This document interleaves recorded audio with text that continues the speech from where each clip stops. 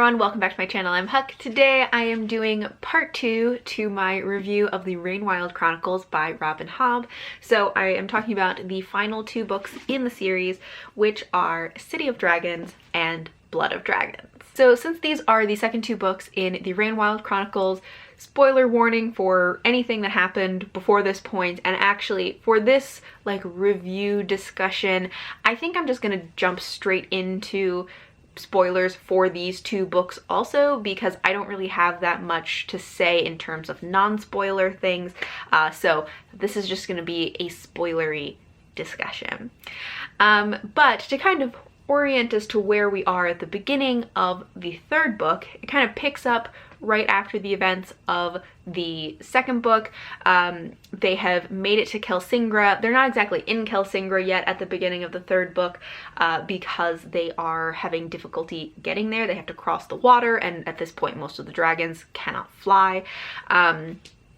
But some of the keepers have made it across, especially if they are able to ride Hebe, because Hebe at the beginning is the only one who is able to fly at that time. So some of them are able to get over there. Elise is also able to get over there for a while, and so they're starting to explore and learn more about the city, and Elise is starting to like catalog things about the city. Captain Leftrin has gone back to get supplies and also to get the money that they are owed from the council, which does not go well. But once everyone finds out that Kelsingra is real, that they found it, of course everyone wants a piece of it. And in that process, we also are learning more about what's going on with the Chalcidians.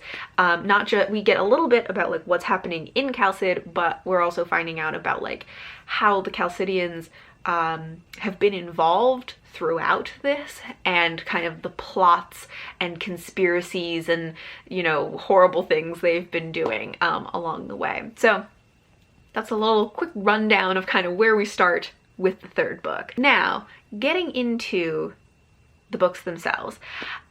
First of all, I feel like these 2 books also should be read as one book. It's like kind of a weird setup to this series that it's kind of a duology that's been split into 4 books, and I don't really understand why that was necessary. Like, yeah, the books would have been kind of long, but it just doesn't really make sense to me why they were split up. I think that it is less like imperative with these 2 that they be read as one book than with the first 2, but still I feel like just like not reading them together would be kind of unsatisfying.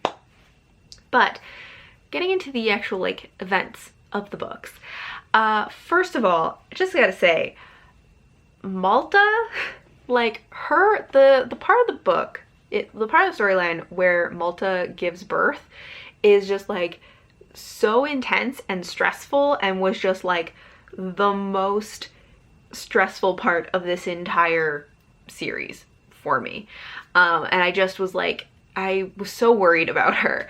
I do really like though that we got more about Malta and Rain, because by the end of the Live Ship Traders trilogy, she was one of my favorite characters in the realm of the Elderlings, and so I was really glad to get more about her character. I would have maybe even liked more about her, but I'm glad that we got a little bit about her and Rain, and getting to see more of their relationship and how it's kind of matured over time. And of course their storyline for a lot of it was very sad and heartbreaking, but I liked getting to kind of catch up with her a little bit more.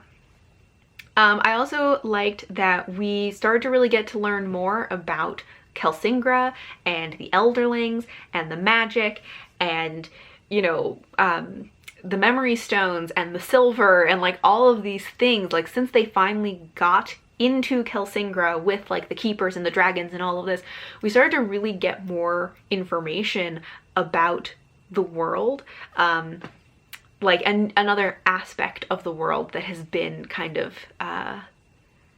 you know, shaded in mystery, but I really liked learning more about all of these different like parts of the world. I think that it's really interesting that the memory stone works differently for Elderlings. I just feel like as we learn more and more about the Elderlings, they get more interesting.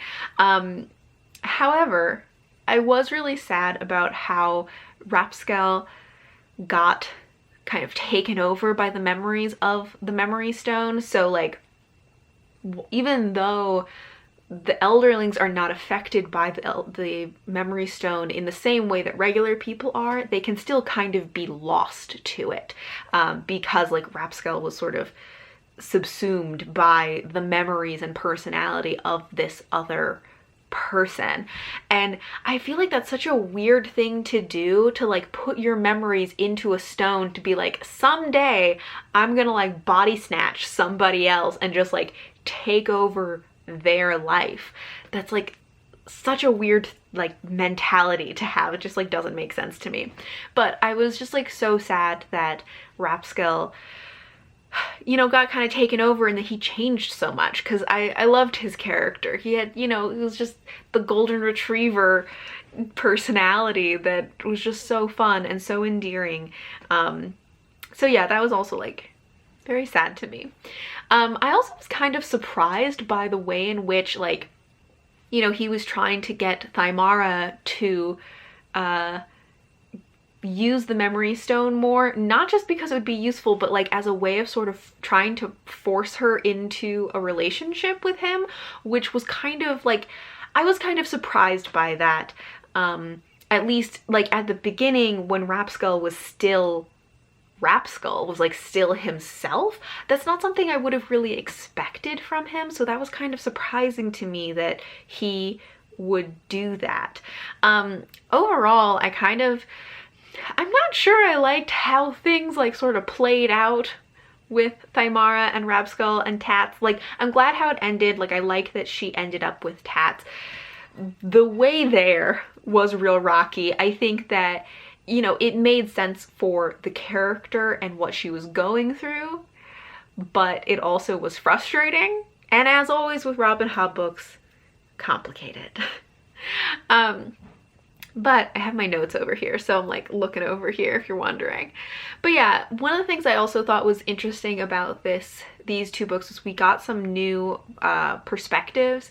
One of them was Selden, who I always get mixed up with Selden and Cedric, even though like they're very different characters, but the names are similar enough in my head that I get confused. But we got more about Selden, what he's been going through, that he has been enslaved by the Chalcidians, and they're trying to like sell him as a dragon to, is it the Duke of Chalcid? And like his whole storyline also, like, oh my god, to like slowly be eaten away was so like ugh. But I thought that his storyline, the part of his storyline that I thought was really interesting was his relationship with the daughter of the Duke of Chalcid. I think she becomes the Duchess of Chalcid. I can't remember what her name was. But I thought she was a really interesting character, and that their situation and dynamic where they were kind of both in this, what felt like a very hopeless situation, but they were sort of keeping each other alive. I just thought they were really interesting, and I actually would have liked more about them and like what was going on with them more like day to day. So that was a perspective that I really enjoyed that it was included. Another perspective that we got was Hest, of course, who like we already knew was the worst. This just like further confirmed he is the worst, because now we get like we get more time with him, but also get like his actual thoughts. And oh my gosh, like I don't know, just the level of like disdain for other people is just wild. I mean, I was glad to see him suffer. There were points where I was like, this is a lot. Like there was some stuff where I was like, nobody deserves this. Like the point when he was enslaved by the Chalcidians, I was like, as much as I hate Hest, I don't think anyone deserves this. So that was a lot. But then he gets eaten by a dragon, and for some reason in my head I was like, yes, that seems like adequate comeuppance for his behavior. So I don't know why being eaten by a dragon was like, that seems adequate. That seems, you know, comparable to his horribleness. I don't know. But I was really glad to see that he really, in a lot of ways, got what he deserved. I did kind of wish that there was more of like an emotional reckoning for him. For one thing, I wanted somebody to just punch him. Like, not that that would have achieved anything, but I feel like it would have just been emotionally satisfying if somebody had actually like punched him. Like Alice or Cedric or Captain Leftrin or whatever the guy, I can never remember the name of the hunter guy that Cedric is with, but any of those characters, if any of them had punched Hest, I just would have found it incredibly emotionally cathartic.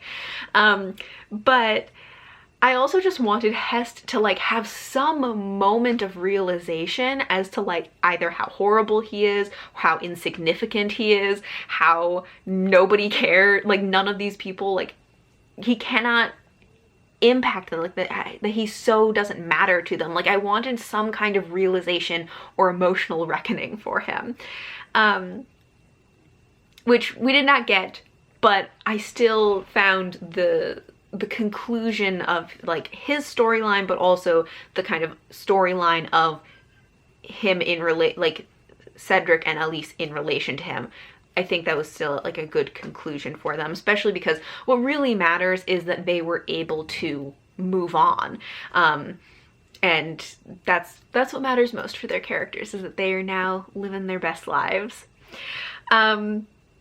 But yeah, so the other thing though that I was thinking about with Hest, I have one more thing to say about him, is that since we got his thoughts, a lot of the way that he thinks, his attitudes, the way he relates to other people, the like level of arrogance and callousness is extremely similar to the dragons.